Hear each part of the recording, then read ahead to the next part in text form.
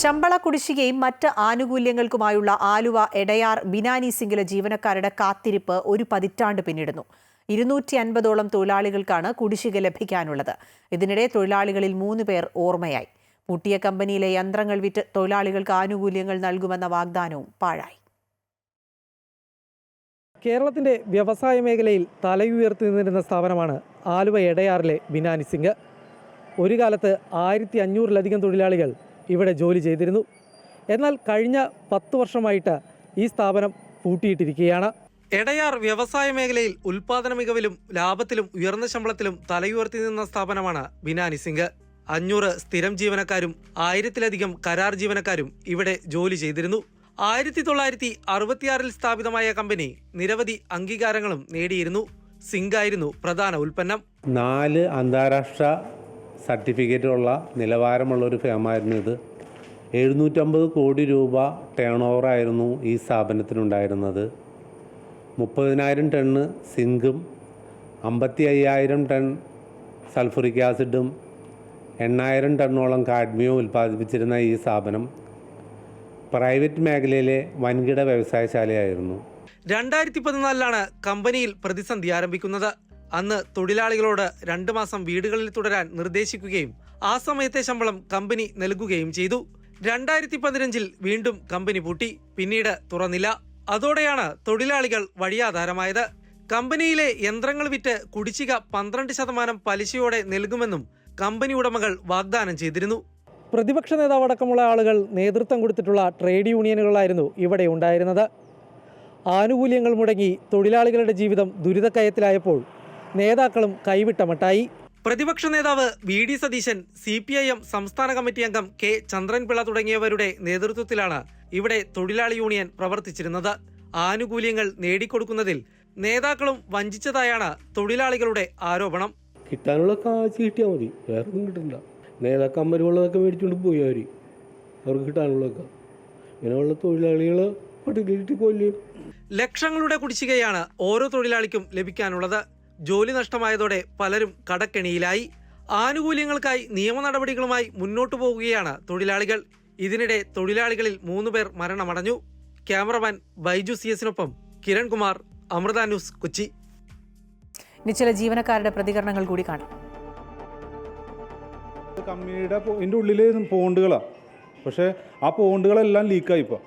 ഈ ലീക്കായിട്ട് കമ്പനിയുടെ ഈ എടയാറിൻ്റെ ഭൂരിഭാഗം എല്ലാം ഈ ആസിഡ് കയറിയിട്ട് ഇപ്പോൾ കുടിക്കാനോ അല്ലെങ്കിൽ അത് കിണറുകളിലെ വെള്ളം ഉപയോഗിക്കാനോ പറ്റാത്ത അവസ്ഥയിലേക്ക് പോയി. ഇവിടുത്തെ ജനങ്ങൾക്ക് കുടിവെള്ളം കൊടുത്തിരുന്നു.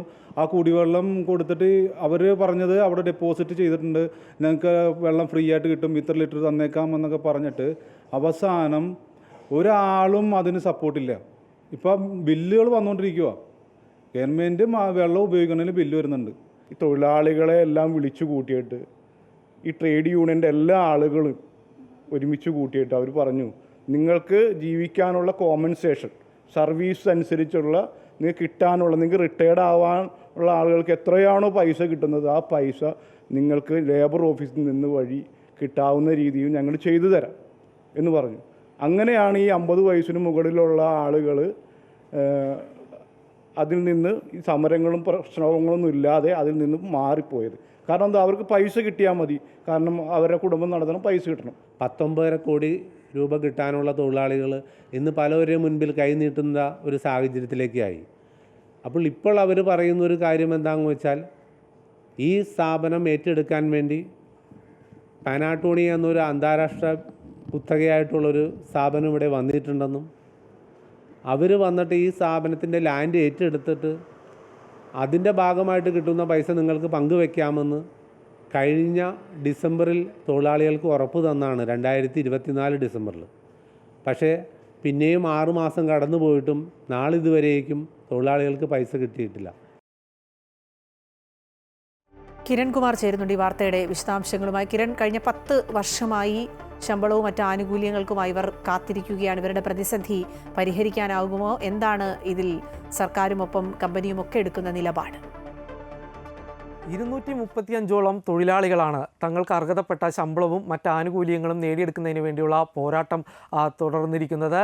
ഇവരുടെ ഈ കാത്തിരിപ്പിന് 10 വർഷം പിന്നിടുകയാണ്. 2015-ലാണ് ആലുവ എടയാറിലെ ബിനാനി സിങ്ക് അടച്ചുപൂട്ടുന്നത്. സാമ്പത്തിക പ്രതിസന്ധികളെ തുടർന്നായിരുന്നു കമ്പനി അടച്ചുപൂട്ടിയത്. ഈ തൊഴിലാളികൾക്ക് നൽകാനുള്ള ആനുകൂല്യങ്ങളും ശമ്പള കുടിശ്ശികയൊക്കെ ഈ കമ്പനിയുടെ സ്വത്തുവകകൾ വിറ്റുകൊണ്ട് അതിൽ നിന്ന് ലഭിക്കുന്ന പണം 12% പലിശയോടുകൂടി നൽകുമെന്നായിരുന്നു കമ്പനി അധികൃതർ ആദ്യം അറിയിച്ചിരുന്നത്. ഇത് വലിയ പ്രതീക്ഷയോടുകൂടി തന്നെ തൊഴിലാളികൾ കാണുകയും ചെയ്തിരുന്നു, കമ്പനിയുടെ വാക്ക് വിശ്വസിക്കുകയും ചെയ്തിരുന്നതാണ്. എന്നാൽ 10 വർഷം പിന്നിടുമ്പോഴും ഈ ആനുകൂല്യങ്ങളും കുടിശ്ശികകളും നൽകാനായിട്ട് കമ്പനിയുടെ ഭാഗത്തു നിന്നും ഇതുവരെ ഒരു നടപടി ഉണ്ടായില്ല എന്നുള്ളൊരു ആക്ഷേപം തന്നെയാണ് പ്രധാനമായിട്ടും ഈ തൊഴിലാളികൾ മുന്നോട്ട് വെക്കുന്നത്. വി.ഡി. സതീശൻ പ്രതിപക്ഷ നേതാവ് അടക്കമുള്ള ആളുകൾ നേതൃത്വം കൊടുത്ത ഒരു തൊഴിലാളി യൂണിയനുകളായിരുന്നു അവിടെ പ്രവർത്തിച്ചിരുന്നത്. ഈ ട്രേഡ് യൂണിയൻ നേതാക്കൾ പോലും തൊഴിലാളികളെ വഞ്ചിക്കുന്ന സമീപനമാണ് സ്വീകരിച്ചത് എന്നൊരു ആക്ഷേപം കൂടി ഏതായാലും തൊഴിലാളികൾ മുന്നോട്ട് വെക്കുന്നുണ്ട്. ഈ സാമ്പത്തിക പ്രതിസന്ധിയിലേക്ക് വരുമ്പോൾ, ശമ്പള കുടിശ്ശികയിലേക്ക് വരുമ്പോൾ ഇത് വലിയൊരു കഷ്ടതയിലേക്ക് തന്നെയാണ് തൊഴിലാളികളെ തള്ളിവിടുന്നത്.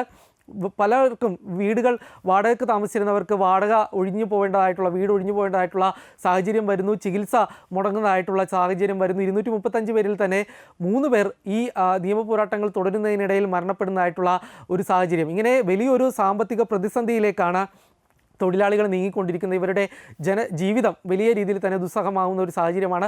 അതുകൊണ്ട് തന്നെ ഇവരുടെ പ്രശ്നങ്ങൾ, ഇവരുടെ നൽകാനുള്ള കുടിശ്ശിക അത് എത്രയും പെട്ടെന്ന് കമ്പനി നൽകണം എന്നുള്ളൊരു ആവശ്യം തന്നെയാണ് പ്രധാനമായിട്ടും ജനങ്ങൾ, ഇവിടുത്തെ തൊഴിലാളികൾ മുന്നോട്ട് വെക്കുന്നത്. ശരി, കിരൺ കുമാറാണ് വാർത്തയുടെ വിശദാംശങ്ങൾ നൽകിയത്.